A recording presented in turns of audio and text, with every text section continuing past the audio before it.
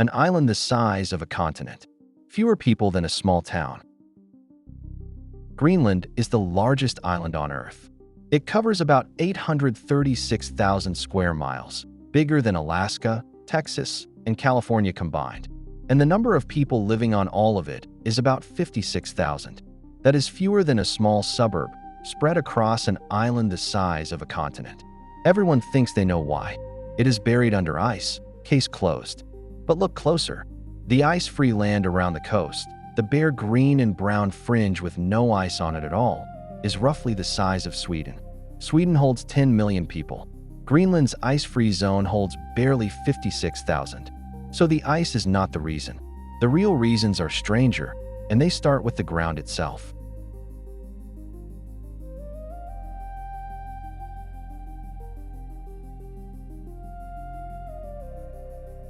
This is another file in a simple project, mapping the emptiest places on Earth and working out why they stay that way.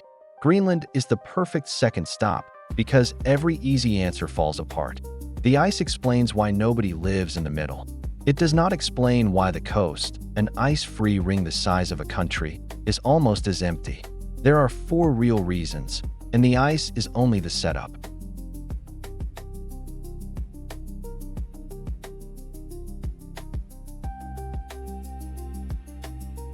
First, the scale, because the numbers do not feel real.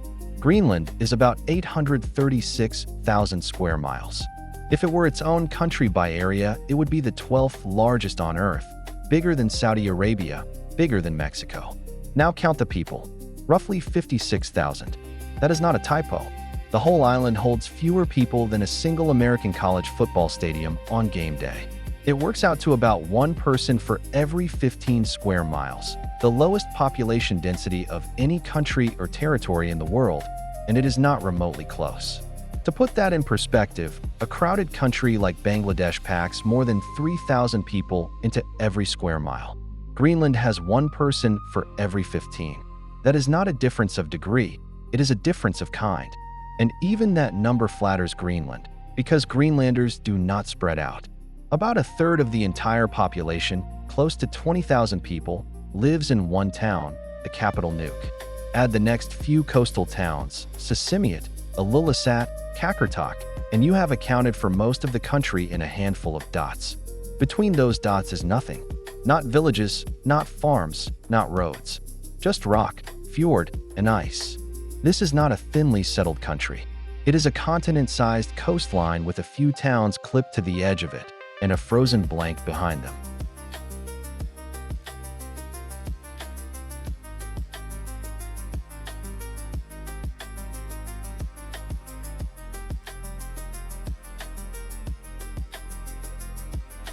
Now the alibi everyone reaches for. It is empty because it is covered in ice. And that is true for the interior. The ice sheet buries about 80% of Greenland under a dome of frozen water up to 2 miles thick. Nobody argues you should live on that. But here is the part that breaks the theory. The other 20%, the ice-free coast, is not tiny. It is roughly 158,000 square miles of bare land, about the size of Sweden. Sweden holds more than 10 million people. Greenland's identical-sized ice-free zone holds 56,000. So even the part with no ice on it is nearly empty. Look next door for the proof. Iceland sits at almost the same latitude, an Arctic island lashed by the same North Atlantic storms, and it holds about 390,000 people, 7 times Greenland's entire population, on an island a fraction of the size. Northern Norway, above the Arctic Circle, has fishing towns of tens of thousands of people, more settled per usable acre than anything on Greenland's coast. Cold and ice make a place expensive. They do not, on their own, make a place this empty.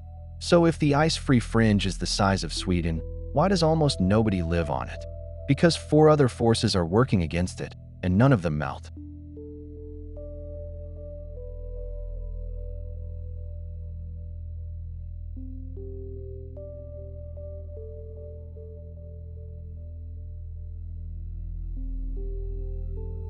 Reason 1. There is almost nothing to grow food in. Most of Greenland's ice-free land is not soil at all. It is bare rock, scraped clean by the ice sheet.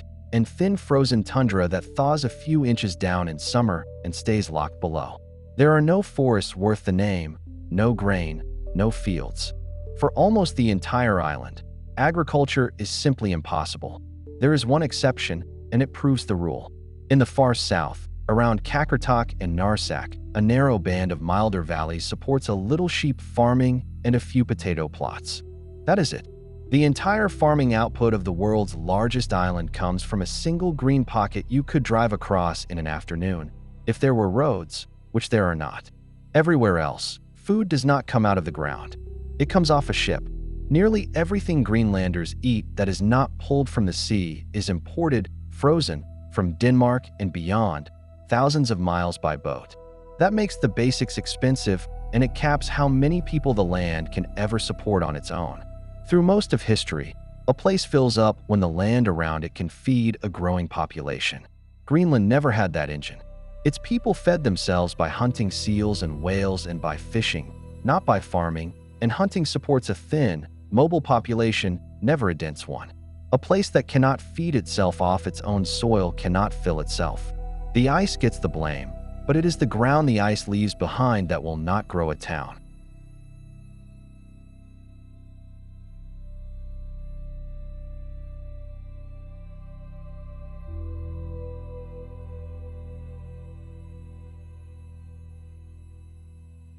Reason 2, and this one genuinely stunts people. In the whole of Greenland, no road connects any two towns. None. Not one. You cannot drive from Nuuk, the capital, to any other town in the country because the road simply ends where the town ends. Beyond the last houses there is no highway, no rail, no bridge, just fjords, mountains, and ice. The longest road in the entire country, built after the Second World War, runs less than 4 miles, and it links a town to an airport that was never finished. To get from one Greenlandic town to another you fly, or you take a boat, or in winter you cross the ice by dog sled or snowmobile. That is not a quirky detail. It shapes the whole economy. When there are no roads, everything moves by air or by sea, and everything costs accordingly. Supplies come by ship in the ice-free months and by small plane the rest of the year. A country of 56,000 people is served not by a highway network, but by 25 airports and dozens of heliports, because that is the only way in and out. Every town is effectively an island, and islands do not merge into cities. They stay small, separate, and expensive, exactly the conditions that keep a population from ever growing dense.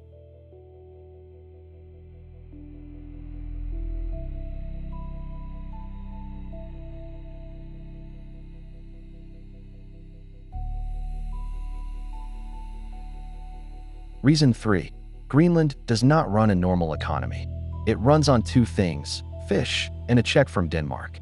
Start with the fish. Seafood makes up more than 90% of everything Greenland exports, and just 2 catches, cold water shrimp and Greenland halibut, are most of that.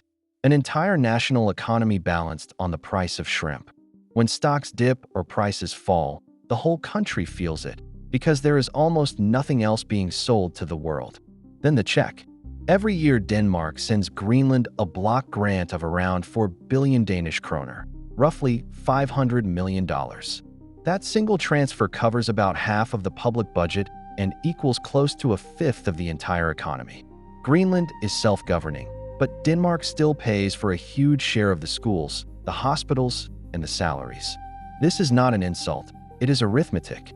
There is no broad private economy underneath to employ a growing population. No manufacturing base, barely any farming, tourism only just arriving. So there is little to draw new people in, and little to keep the young from leaving for Denmark, where the universities and the jobs are.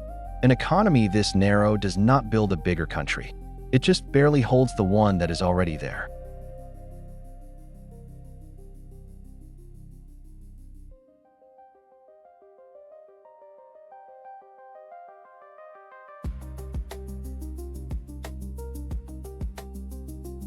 And reason 4, the one almost nobody outside Greenland knows. A lot of this emptiness was engineered on purpose. For most of the 20th century, Greenland was a Danish colony, and in the 1950s and 60s Denmark ran modernization programs.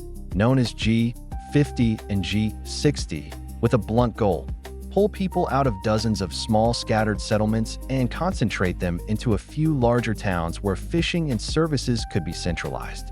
Families who had lived in tiny coastal hamlets for generations were pressured, and sometimes simply moved, into apartment blocks in places like Nuuk. Dozens of the smallest villages were simply shut down, their harbors abandoned, and their names left on old maps. The most notorious case came in 1953, when the entire village beside the American air base at Thule was given days to pack and relocated more than 60 miles north, forced to live in tents through the Arctic winter while new houses were built. The result is the map you see today. Greenland now has only around 17 towns and a scattering of tiny settlements, and most of the population sits in just a few of them. The spread-out life that once ran thinly along the whole coast was deliberately collapsed into a handful of dots. The emptiness between the towns is not only natural, part of it was designed.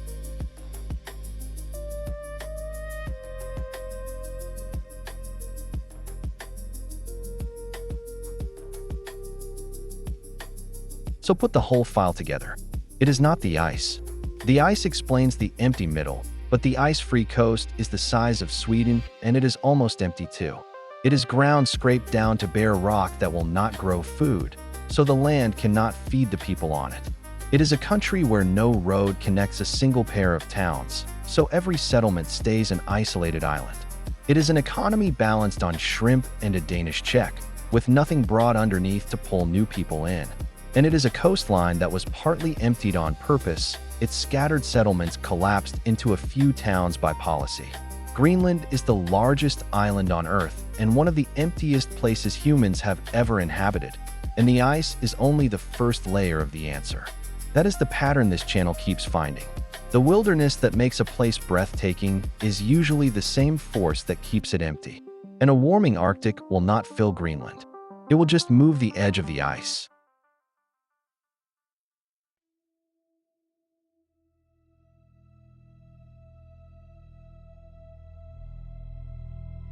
This is No One Lives Here, where we map the emptiest places on Earth and the reasons they stay that way.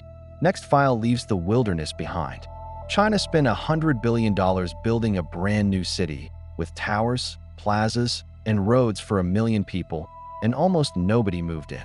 Empty by design, in a country of over 1 billion. Subscribe, and we will see you on the next map.